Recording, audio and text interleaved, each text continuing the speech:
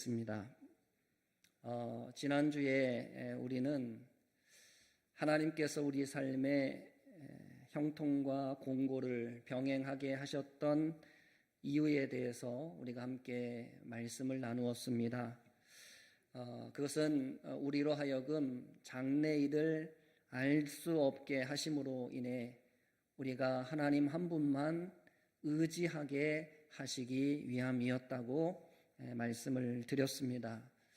특별히 우리가 형통한 날에는 어떻게 하라 그랬죠? 기뻐하고, 또 곤고한 날에는 어떻게 하라고요? 우리를 돌아보라, 이렇게 말씀을 했습니다.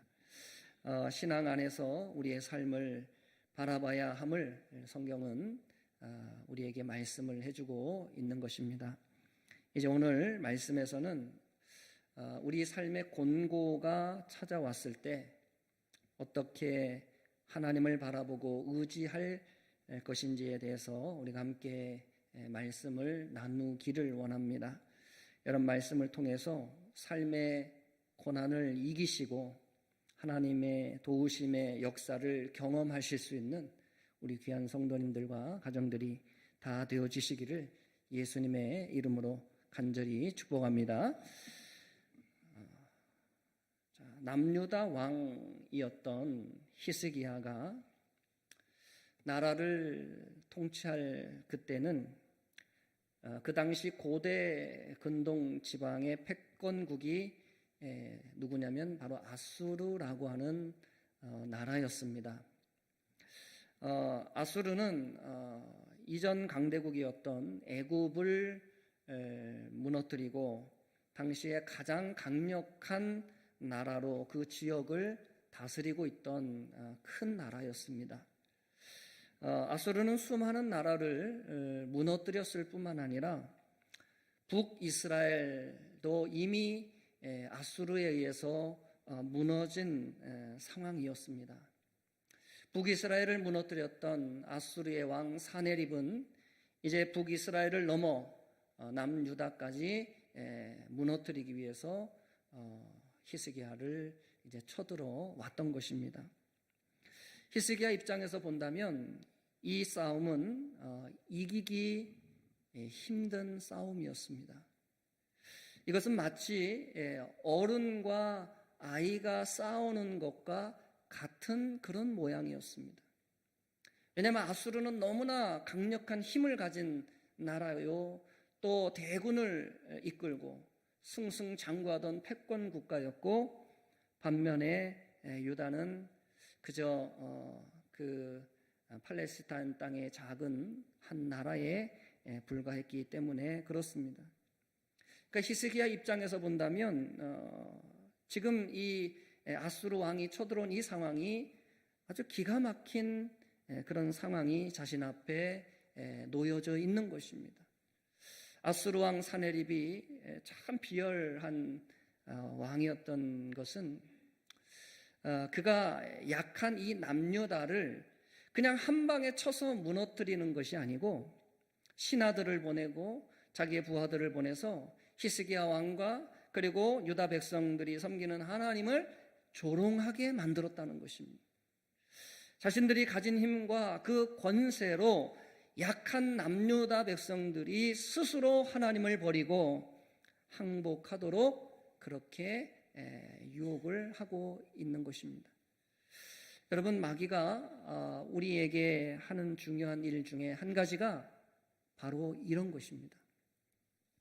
마귀는 여러분 여러 가지 상황과 환경으로 우리를 조롱하고 유혹해서 우리가 스스로 하나님을 버리고 스스로 신앙을 포기하게끔 항상 그런 식으로 일을 한다라고 하는 것입니다. 그렇게 여러분 마귀의 유혹을 분별하시고 그리고 어떤 유혹 속에서도 신앙과 믿음을 지키실 수 있는 우리 귀한 성도님들이 되시기를 예수님의 이름으로 축복합니다. 여러분, 아수르의 침공에 맞서서 이제 히스기야 왕은 유다 백성들을 다독이며 격려했습니다.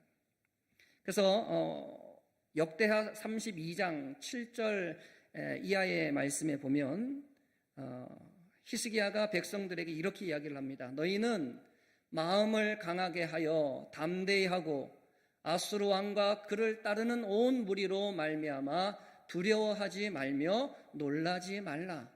우리와 함께 하시는 이가 그와 함께 하는 자보다 크니 그와 함께 하는 자는 육신의 팔이요 우리와 함께 하시는 이는 우리의 하나님 여호와시라.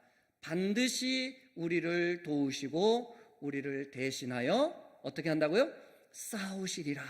이렇게 말했어요.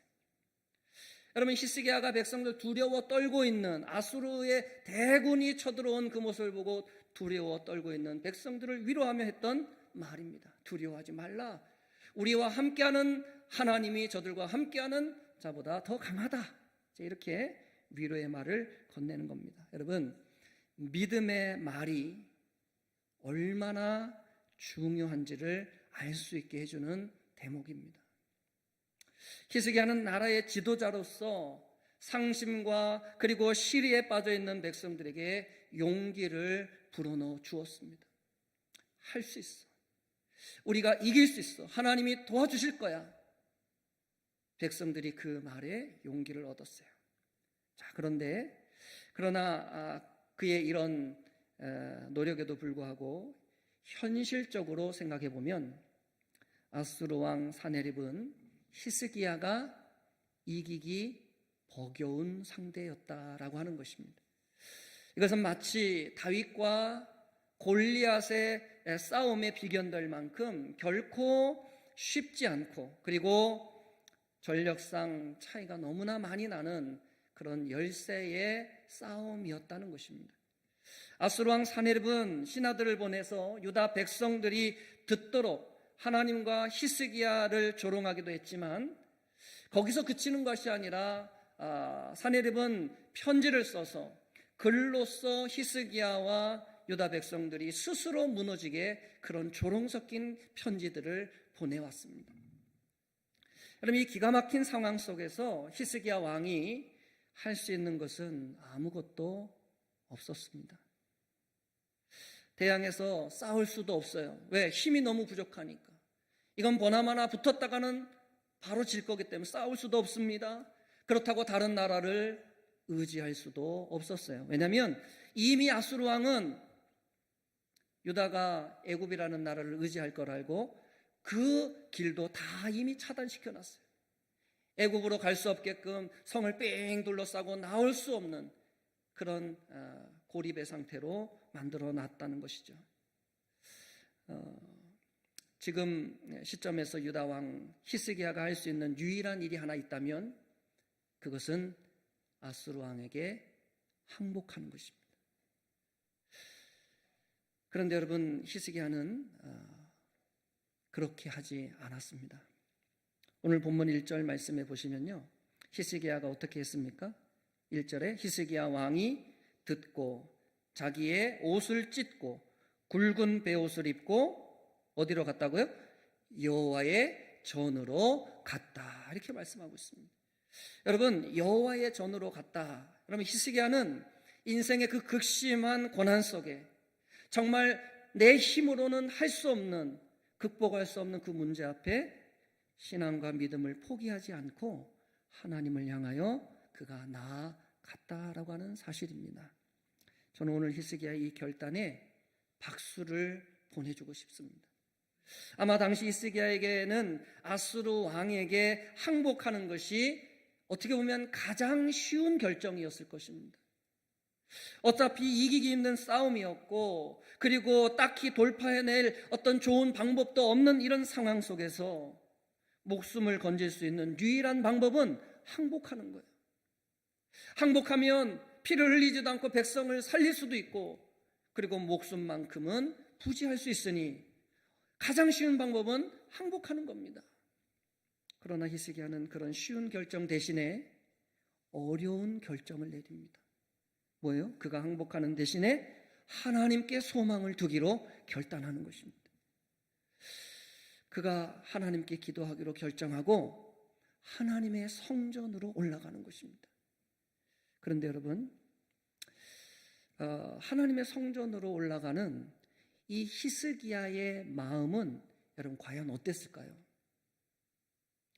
히스기야가 결단하고 내가 어려운 상황이지만 하나님을 향한 믿음으로 나아가리라 이렇게 굳은 결심을 했기에 그가 마음의 확신과 큰 기쁨을 가지고 하나님 앞으로 갔을까요? 1절에 보면 뭐라고 말씀합니까? 히스기야 왕이 듣고 어떻게 했대요? 자기의 옷을 찢었다고 그럽니다. 그리고 굵은 베옷을 입고 여호와의 전으로 갔다라고 말씀하고 있습니다. 여러분, 하나님의 성전으로 올라가는 히스기야의 마음은 괴로웠다는 것을 알 수가 있어요. 그가 자기의 옷을 찢었다는 그 말씀에서 여러분 정말 이 히스기야의 마음이 갈기갈기 찢어지는 것 같은 정말 그 아수르 왕 사네립의 그 말로 할 수 없는 그 조롱 섞인 그 말, 하나님을 향한 그 조롱의 말을 듣고서 도저히 견딜 수 없는 정말 그 애통하는 마음을 가지고 그가 하나님 앞으로 나아갔다는 것입니다. 그는 마치 장례를 당한 사람의 심정으로 하나님 앞에 베옷을 입고 올라갑니다. 그가 3절에 여러분 이사야 선지자에게 한 말을 보십시오. 뭐라고 말합니까? 그들이 이사야에게 이르되 히스기야의 말씀에 오늘은 환난과 책벌과 능욕의 날이라 아이를 낳으려 하나 어떻다고요? 해산할 힘이 없음 같도다 그랬어요. 히스기야 볼 때 지금 처한 이 상황, 아수르 왕에 쳐들어온 이 상황이 얼마나 절망적인 상황이면 애를 낳아야 되는 여인이 해산할 힘이 없는, 여러분 아이를 지금 낳아야 되는데 해산할 힘이 없으면 어떻게 될까요? 굉장히 위험해지는 겁니다. 목숨을 잃을 수도 있어요. 그런 절망적인 상황을 맞았다고 지금 히스기야가 이사야 선지자에게 사람을 보내 이야기를 하고 있는 것입니다. 여러분,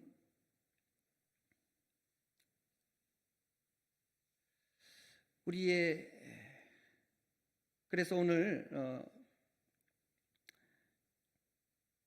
히스기야는 자기의 옷을 찢고 자기의 옷을 찢듯이 자기의 마음을 찢고 살아계신 하나님 앞에 올라가 자신의 그 애통한 마음을, 자신의 그 슬픈 마음을 하나님 앞에 다 아뢰고 있는 것입니다. 우리가 구원받은 하나님의 백성들로서 여러분 하나님 앞에 기쁨으로 나아가야 하는 것이 사실 맞습니다. 그런데 여러분 때로는 우리의 인생 가운데 하나님 앞에 우리가 울지 않고 우리가 하나님 앞에 통곡하지 않으면 안 되는 그런 상황들도 우리에게 찾아온다라고 하는 것입니다. 여러분 마땅히 하나님 앞에서 기뻐하고 즐거워해야 하는 것이 맞지만 때로는 찢어지는 가슴을 안고 하나님 앞에 나아가야 하는 때도 우리의 삶에 있다라고 하는 사실이에요. 중요한 것은 여러분 우리가 인생의 고난 속에서도 하나님을 찾고 하나님을 신뢰하는 그 믿음을 잃지 않는 것입니다. 우리가 절망적인 상황 속에서도 하나님께 나아갈 수 있어야 한다는 것입니다. 그리고 우리의 마음을 하나님 앞에 쏟아놓고 토로할 수 있어야 된다 하는 것입니다. 그리하면 하나님께서 우리의 마음을 어떻게 해요? 만져주시고 위로해 주시고 그리고 우리 삶에 은혜를 베풀어 주신다는 말씀입니다. 여러분 우리는 참 신앙은 강한 것이라고 생각하기가 쉽습니다.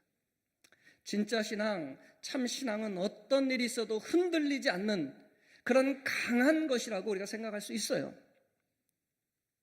어떤 일이 있어도 표정 하나 바뀌지 않는, 꿋꿋이 그 자리에 서서 그 모든 것들을 견디고 이겨내는 그런 모습을 상상할 수 있습니다.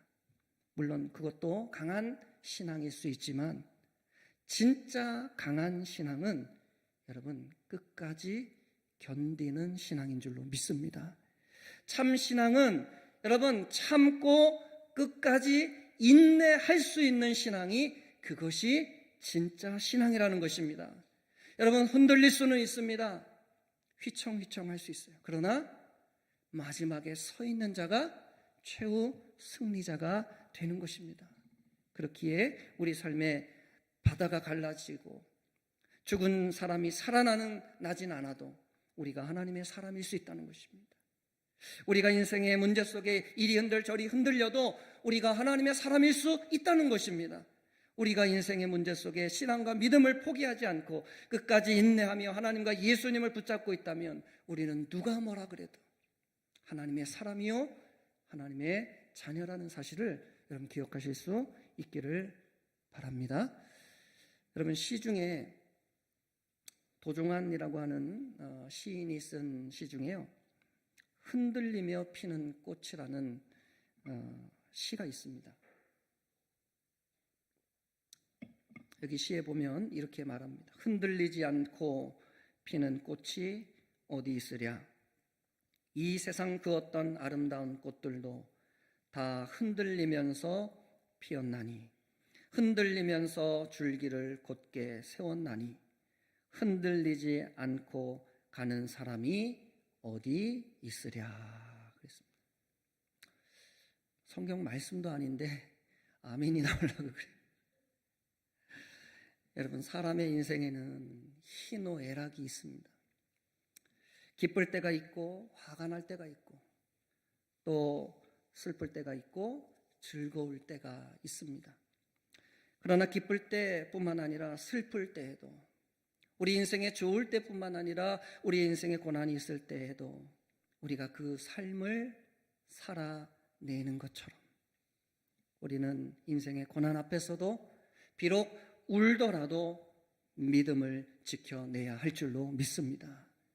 히스기야는 인생에 찾아온 그 깊은 절망의 그 순간에도 하나님을 포기하지 않고 신앙을 포기하지 않고 하나님을 향해 여호와의 성전으로 올라갔습니다. 시편 126편 5절에 보면 이렇게 말씀합니다. 눈물을 흘리며 씨를 뿌리는 자는 기쁨으로 거두리로다. 아멘. 여러분, 비록 지금의 현실이 눈물의 연속이고 고난이고 절망이더라도 믿음의 씨앗을 뿌릴 수 있는 귀한 성도님들 되시기를 주의 이름으로 축원합니다. 제가 예전에 온수교회에서 전도사로 사역을 할 때요, 교회 담임 목사님과 교회 일하는 다른 교역자들과 함께 여름에 설악산 대청봉을 올라간 적이 있습니다. 그런데 그때 하필 제가 심한 감기에 걸려가지고 컨디션이 사실 말이 아니었습니다. 근데 다 함께 이제 올라간다고 하니까 이제 같이 따라가서 이렇게 같이 올라갔는데요. 아니나 다를까 출발한 지 불과 얼마 되지도 않았는데 벌써 몸이 축 처지는 겁니다. 숨이 차고 너무너무 힘들어가지고 다른 분들은 다 앞서가고 처져가지고 이제 맨 뒤에 나이 많으신 여자 전도사님하고 제가 제일 뒤에 처져가지고 이제 느릿느릿 가는 것입니다. 근데 도저히 그때 이제 생각했을 때, 야, 정상까지는 도저히 못 갈 것 같은 거예요. 이 상태로. 그리고 이제 벌써 다른 팀들은 벌써 쭉 한참 갔기 때문에 눈에 보이지도 않고 거기 따라간다는 거는 생각도 못 하는 거죠. 그래서 이제 쉬다 가다 반복하는데 제가 갈 수밖에 없었던 이유가 있습니다. 뭘까요? 점심 도시락 가방을 그 앞에 가신 분들이 다 들고 가버렸어요. 점심을 먹으려면 어쩔 수 없이 올라가야 돼. 그래서 제가 포기하지 않고 올라가는데 너무 힘드니까 조금 가다가 쉬고 또 조금 가다가 쉬고, 그래도 감사한 거는 그 나이 많으신 여자 전도사님이 계셨기 때문에 둘이 그래도 이렇게 얘기하면서 앉아가지고 얘기하다가 또 올라가고 앉아가지고 얘기하다가 그러고 이제 올라가는데요. 아니 한참 갔는데 어느 순간 딱 보니까 그 먼저 올라갔던 분들이 저 앞에 딱 보이는 거예요. 언제 딱 보니까 어느 순간 그렇게 느릿느릿 갔지만 어느 순간 정상에 가 있더라는 거예요. 제가 깜짝 놀랐어요. 그 사람들도 깜짝 놀라고 저도 깜짝 놀라고, 야, 언제 이만큼 올라왔나? 그분들도 그 몸으로 어떻게 여기까지 왔냐고 밑에서 기다리지, 가방은 다 가져가 놓고 그랬어요. 그때 제가 산에서 깨달은 깨우침이 하나 있습니다. 그게 뭐냐면 우리 신앙의 여정도 우리가 포기만 하지 않는다면 언젠가 우리가 원하는 목적지에 도달할 수 있겠구나 하는 것입니다. 사랑하는 성도 여러분, 누군가가 말하기를 포기는 배추를 셀 때 쓰는 말이다 그랬습니다. 맞습니까? 여러분, 포기는 배추를 셀 때나 쓰는 말이래요. 함부로 포기하지 않기를 주의 이름으로 축원합니다.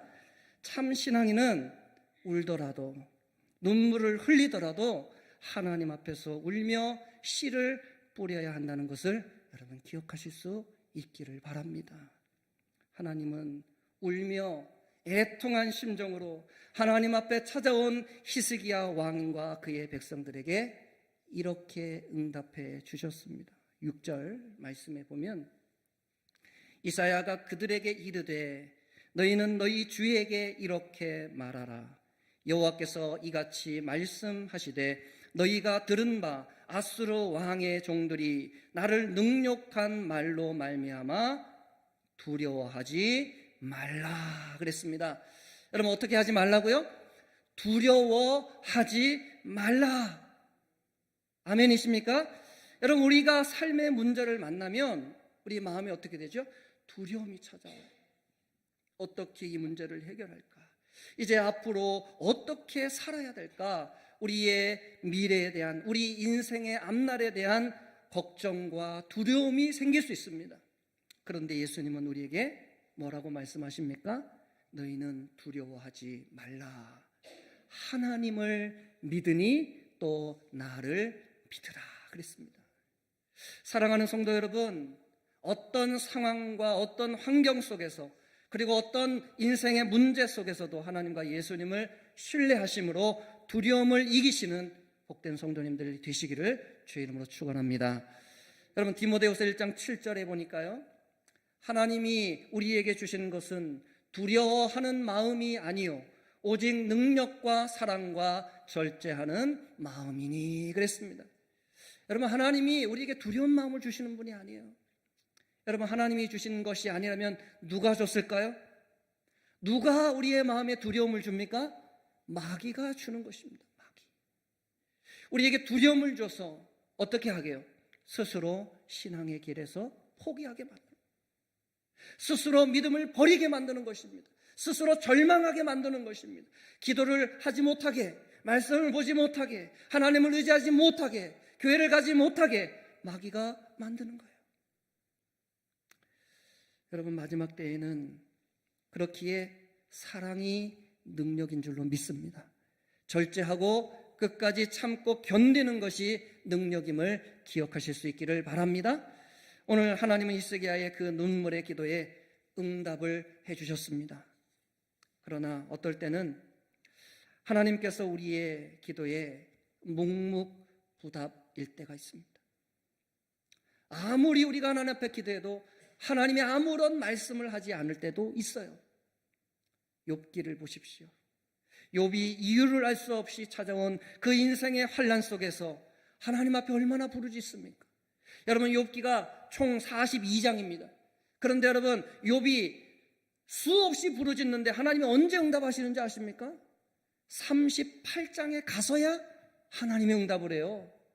37장이 지날 동안 욥이 얼마나 하나님 앞에 기도를 많이 하는데요. 수많은 친구들이 찾아와서 조롱할 때 그때마다 욥은 항상 하나님 앞에 갔어요.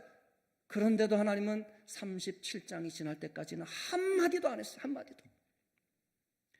여러분, 우리 예수님도 십자가 위에서 뭐라고 하나님 앞에 기도하셨죠? 나의 하나님, 나의 하나님, 어찌하여 나를 버리셨나이까 그랬습니다. 그런데 우리 예수님의 그 울부짖는 부르짖음에도 하나님은 어때요? 아무 대꾸도 안 하셨습니다. 그러나 예수님은 끝까지 인내하셨고 끝까지 그 십자가를 참아내셨던 것입니다. 그래서 여러분, 히브리서 12장 2절 말씀에 보면 우리에게 이렇게 말씀하고 있습니다. 한번 같이 읽어보실까요? 앞에 보시고 있습니다. 시작. 믿음의 주요 또 온전하게 하시는 이인 예수를 바라보자. 그는 그 앞에 있는 기쁨을 위하여 십자가를 참으사 부끄러움을 개의치 아니하시더니 하나님 보좌 우편에 앉으셨느니라. 아멘. 여러분, 십자가를 어떻게 했대요? 참으셨다. 십자가를 인내하셨다.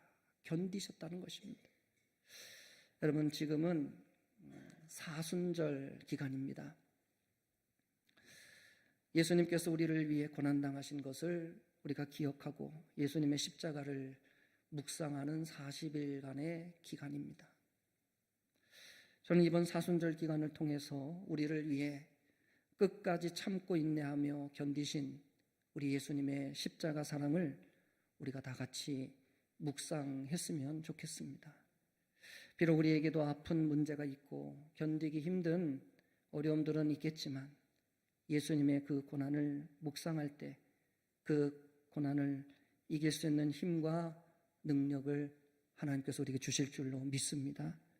인생의 큰 문제 앞에 가슴을 치며 하나님의 전으로 올라갔던 히스기야처럼 알 수 없는 시련 속에서도 끝까지 하나님께 부르짖었던 욥처럼, 그리고 죽음 앞에서도 인내하며 하나님께 끝까지 순종하셨던 우리 예수님처럼 우리도 끝까지 견디고 인내하며 예수님을 붙잡고 나아가실 수 있는 우리 귀한 성도님들이 다 되시기를 예수님의 이름으로 간절히 축원합니다. 우리 시간